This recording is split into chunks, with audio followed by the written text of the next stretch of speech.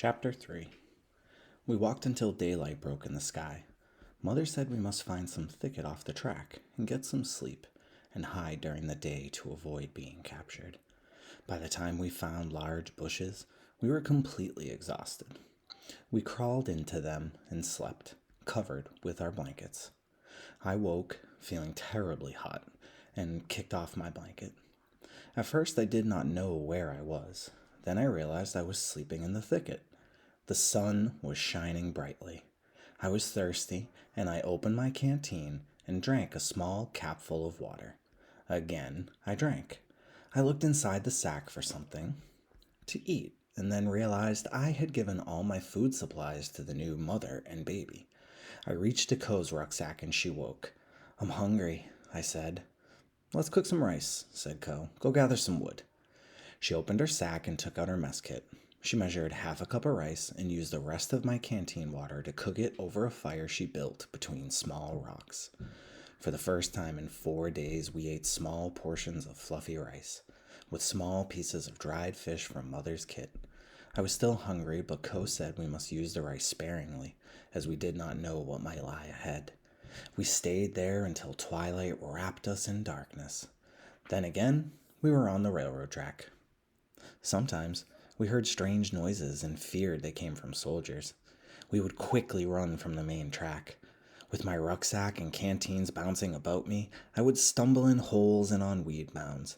Mother would grab my arm to help me get up, pulling me along strongly until I could run no longer. My face, scratched from falling, kept bleeding. Often we were off the main track. We got lost. It was Ko who always scouted ahead to find the right path. For 7 nights, we followed the tracks. No train went by, not even a hospital train. As each morning came, we searched for a thicket, and when night came, we kept on our journey. My legs became numb. I whined, "I can't walk anymore." "You've got to," Ko said bluntly. "Don't talk, just walk." She was getting very bossy. On the 8th night, we came to an iron railroad bridge. As I stood looking down at the water beneath, that bridge seemed 100 times higher than the edge of the boxcar. Far, far below me, the torrents of water made a roaring sound. We stood still. I could not cross that high bridge on the railroad ties in the night with only the moon for light. Ko suddenly lay down on the ground and put her ear to the rail.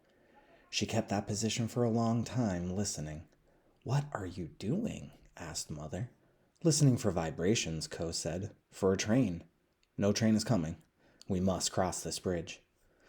I was already dizzy. I looked at the ties and saw how far apart they were. "I'll fall through into the river," I said. "Let's swim it." Ko said no. She and I were good swimmers, but the current was too strong. Besides, Mother could not swim.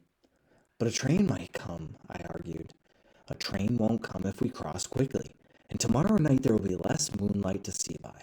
Come." Ko went ahead of us. She walked on the ties as easily as if they were a smooth road. I held onto Mother's hand, knees shaking. When Mother took a step, I took a step, then another. I tried not to see the roaring water below, but if I did not watch where I put my foot, I could fall through the ties. And maybe, I thought, my canteen and rucksack would be stuck, and there I would hang beneath the ties. Ko kept on walking. Once in a while, she looked back to see where we were. Then she took much faster steps, and she was almost across. "It's me and a vulnerable sister," I mumbled at Mother. "She's way ahead of us." "She is a wonderful sister to you," said Mother. "I would not know how to manage without her." "You're always on her side," I said. "I'm beginning to hate her." Mother glanced sideways at me, and her face was harsh. "How dare you talk like that about your good sister?" We took another step, and another. "I'm so dizzy," I said, and I stood still and closed my eyes. "We're halfway across," Mother told me. "Come." But I clung to her, terrified to move, lest I tumble through to the river. And then Ko yelled, "Stay where you are!" She was hopping back on the ties as easily as if she were jumping rope. She had no pack on her back. When she reached us, she turned around, bent over, and said to me, "Hop on." I put myself on her back and locked my arms around her neck. "Don't choke me, little one," said Co, and she coughed. I turned my head toward Mother, and the smile she gave me spoke worlds. I felt terrible now for saying Co was my sister. I put my head on her shoulder to let her know that I loved her very much. So we crossed the bridge safely. Mother said now we should wash in the river. We had not bathed since we left home. We searched for a thicket and hid our belongings. Co bathed first. She returned to where we were, drying her hair. I feel much more alive. Mother and I went down to the river. She dipped my head in the water, soaped my hair, and rinsed it. She washed my back, and I did the same for her. We washed our blood-stained clothes. Upstream, Co filled our canteens. The bathing refreshed me, and now I could have slept. But we had to go on as long as our energy held out. Wet clothes flipping and flapping on the back of the rucksacks. Dawn came, and we began hearing airplanes in the distance. We got off the railroad track and hid in a forest. We would stay there during the day, we decided. But I was starved. But Mother said she was too tired to cook, and it was best anyway not to build a fire while planes were flying over. We decided to sleep. The airplanes swept above us just as I had fallen off. We went farther into the forest and squeezed into a thicket. There was an explosion in the distance, and at the same time, the sky turned red. We had no idea where we were or how far from our destination, but we had found a spot, spread with soft moss, and Mother decided we should stay there for a real rest. I slept all day and all night. When the rising sun sent a soft light between the trees, Co built a small fire and Mother cooked rice. How I yearned for fresh vegetables and a fine cup of tea. I could even eat carrots. I had refused to all these years. I remembered Hideo's words vividly. "Someday you'll wish you had these carrots." When we finished our bits of rice, Co poured a little water into my bowl. She told me to swish it around, but not to throw the water away. She dumped the water from my wooden bowl into hers and swished. She passed the water to Mother. Mother sipped a little water, leaving some for Co and me to drink. We were putting our cooking utensils away when suddenly, from nowhere, 3 soldiers in Korean militia uniforms stood before us. We froze. "Stand up," yelled one of the soldiers.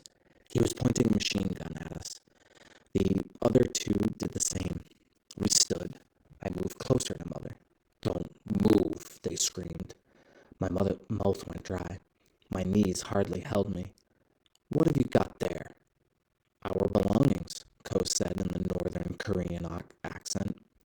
All 3 soldiers were looking at Co. "How old are you?" She did not answer. "The right size to have fun with tonight," said the first soldier. "Leave all your A plane swept above our heads, and instantly we 3, well-trained, flattened ourselves. Boom! An explosion. I seemed to be blowing away, and my head went black. Someone was shaking me roughly, and I opened my eyes. Mother was saying something that I could not hear. Her hair was smeared with blood, and she kept on shaking me like that mad woman in the train. I saw Ko's lips moving. "I can't hear," I said. There was a sharp pain in my chest. My hand went there automatically and felt warmth. I looked at my hand. Blood. I tapped my ears, but I was wrapped in complete silence. "The soldiers, airplanes, explosion," I said loudly. "Where are the soldiers?" Ko's lips formed the word, "dead." Then she fumbled in my sack and took out paper and pencil. "Shut up," she wrote. "We may be discovered by the soldiers again. You were not badly wounded. Just a piece of bombshell that burnt your skin. My hearing is not clear either. Yours will come back." She opened her sack, took out her chemise, and wrapped it around my chest. Mother put my blanket over me and stroked my head. Her tears were dropping onto my face. I did not sleep again. Again, I slept all day and all night. I was wakened by Mother early the next morning. Still, I could not hear what she said. Both my ears still seemed plugged with thick cotton. But I looked at Ko with astonishment. She was wearing a Korean communist uniform, and her thick, long, black hair was shaved off.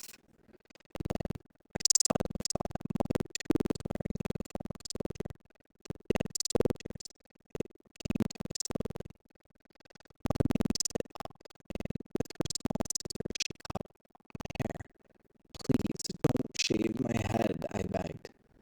Ko wrote, Mother is protecting us from being harmed by soldiers. When my hair was shortened, Ko poured a little water on my head.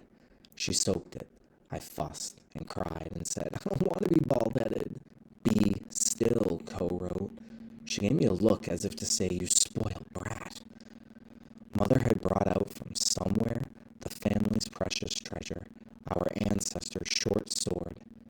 Her left hand holding my head was trembling. She began shaving. The sharp, thin blade slid over my head and I sobbed. Where was the sword? I asked. Mother patted her chest. Then she said, Finished. Wiped the thin blade carefully and put it into the sheath. She held the slender sheath out in front of her and bowed. Ko put a small mirror in front of me and I adjusted her hand to take a peek. I looked horrible. Ko smiled at me, but I gritted my teeth in anger, grabbed an empty canteen, and I threw it on the ground as hard as I could. Mother told me to disguise myself by putting on the dead soldier's uniform. I am not going to strip clothes from a dead man, I said. I already have, said Ko. She handed me the uniform. It smelled of armpits and smoke. She helped me put it on. She rolled the sleeves and pants, but it was still much too large. Very close to us lay the stripped bodies of the 3 soldiers who had not flattened themselves on the ground when the bomb burst. We folded our own clothes, stuffed them into our sacks, cleared everything away, and I started to march. But it's daylight, I protested. That's all right. We're wearing Korean uniforms, Ko reminded me. For a hungry stomach, my rucksack was very heavy. With each step, the stiff, smelly uniform rubbed against my wounded chest. I said I could not carry my blanket. It's like iron on my back. Give it to me, Ko said. It's the only bedding you have. She rolled my blood-stained blanket and added it to her own bundle. We had been walking the tracks for 11 days.